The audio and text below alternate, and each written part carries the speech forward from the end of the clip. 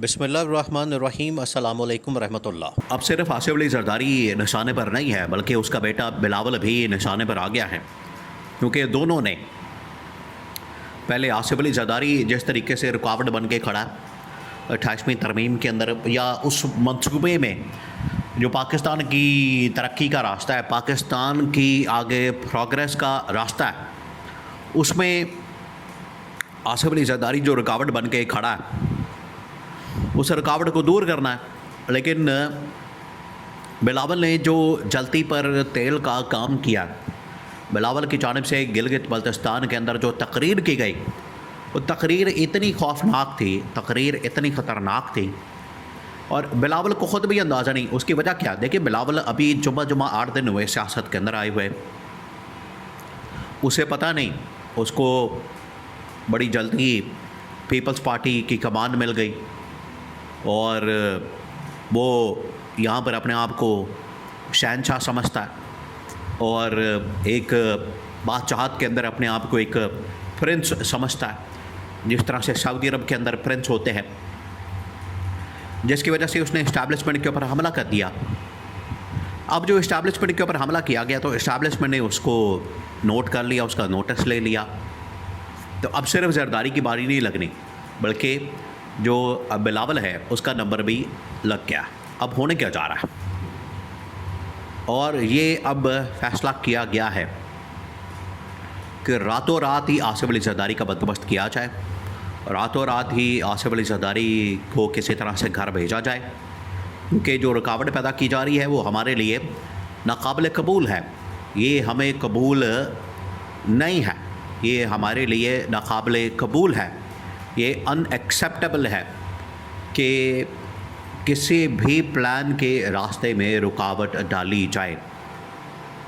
अब जो इसकी बैकग्राउंड है वो आप सबको पता है, बैकग्राउंड बड़ी क्लियर है, और उसके बाद जो अब सिनारियो बनने जा रहा है वो बड़ा दिलचस्प है। बैकग्राउंड आपको पता है कि 28वीं तरमीम करवानी है इस गवर्नमेंट से, हुकूमत से, 26वीं करवा ली, 27वीं करवा ली, अब ये रुकावट बन के बैठ गए बीच में। इन लोगों ने रुकावट डाल दी है कि हम नहीं होने देंगे, जबकि इनके पास कोई ऐसा इख्तियार नहीं, इनके पास कोई ऐसी पावर नहीं, अथॉरिटी नहीं, इनके पास कोई ऐसा राइट नहीं कि ये रुकावट पैदा करें। लेकिन फिर भी इन्होंने रुकावट पैदा करके, तो आप समझें कि शेर के मुंह में या मगरमच्छ के मुंह में हाथ डाल दिया। अब होने क्या जा रहा है? जिस तरीके से नून लीग ने सिंध के गवर्नर को, कामरान टेसोरी को हटा दिया था, और उसकी जगह इन्होंने अपना गवर्नर इंस्टॉल कर दिया, प्लान कर दिया निहाल हाशमी को, बिल्कुल उसी तरीके से रातों रात आसिफ अली जरदारी को हटा के तो इमरान खान को लाने का मंसूबा है। आप हैरान होंगे, ये बहुत बड़ी हैरान कुन किस्म की डेवलपमेंट होने जा रही है। और उसके बाद इनके ऊपर जो करप्शन के केसेस और लूट मार के जो मुकदमात हैं वो खोल दिए जाएंगे। अब 2 लेवल के ऊपर ये काम होने जा रहा है। अब आप ज़रा इमेजिन करें, पहला लेवल ये है कि सबसे पहले नैब को कह दिया गया, नैब को बता दिया गया कि आप पूरे करप्शन केसेस तैयार करें, आप इस हवाले से तैयारी करके रखें, फाइलें तैयार करें, उनको निकालें, उनको उनके ऊपर से मिट्टी झाड़ें, उनको टाँकी मारे, कपड़ा मारे, और उनको तैयार करके रखें। सबसे पहले तो नैब को ये ग्रीन सिग्नल मिल गया कि आप तैयारी करके रखें, और तैयारी करने के बाद आप तमाम की तमाम जो फाइलें हैं उनको अदालत के अंदर लेकर आएँ, और वहाँ पर नैब की जितनी भी कोर्ट्स हैं, अदालतें हैं, वहाँ पर रेफरेंस दायर किया जाए। ये पहला सिग्नल मिला है, जो इस बात का सबूत है कि अब फुल फ्लेज किस्म का प्रेशर, देखिए वो जो वक्ती तौर पर इनको कायल करने की, जो डायलॉग के ज़रिए, टेबल टॉक के ज़रिए, बातचीत के ज़रिए इनको जो समझाने की कोशिश की जा रही है, बताया जा रहा है, जो इनको कन्वे किया जा रहा है, वो अब ये मान नहीं रहे, ये अब इस चीज़ के ऊपर आ नहीं रहे।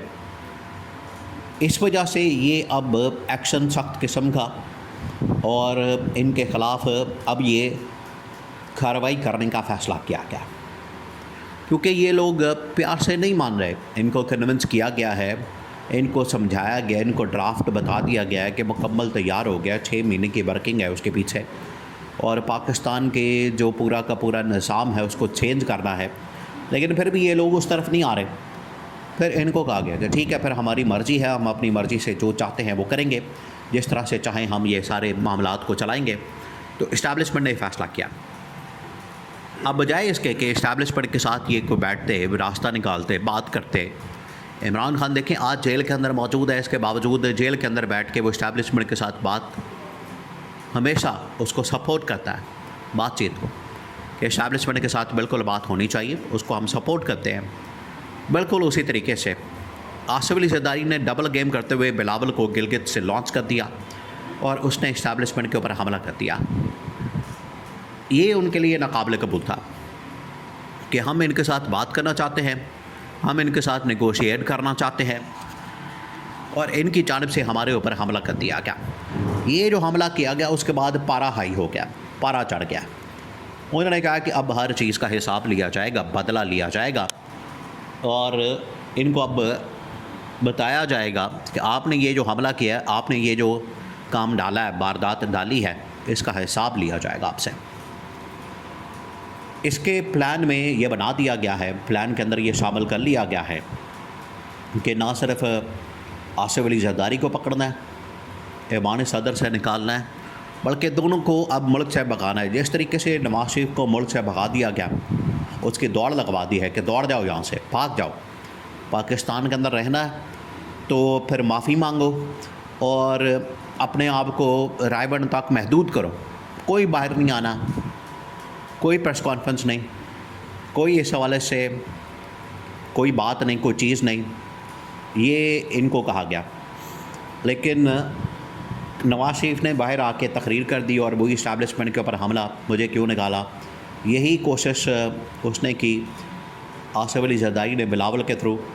अब आसिफ अली ज़रदारी को भी निकाला जाना है और बिलावल के ऊपर भी करप्शन के केसेस और मुकदमात बना के इसको भी गिरफ़्तार किया जाना है। अगर ये भागने की कोशिश करेंगे, इनको ऑप्शन नहीं दी जाएगी। ये आपने बात बिल्कुल जहन में रखनी है, इनको ऑप्शन नहीं दी जाएगी, बल्कि इनको कह दिया गया, बता दिया गया कि अगर आपने भागने की कोशिश की, अगर आपने यहाँ से निकलने की कोशिश की तो एयरपोर्ट से पकड़ लिया जाएगा, गिरफ़्तार कर लिया जाएगा।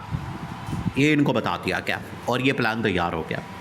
रातों रात कार्रवाई करनी है, रातों रात मंसूबा बनाना है और रातों रात इनको निकालना है, और निकाल के तो इमरान खान को इनकी जगह सदर बनाना है।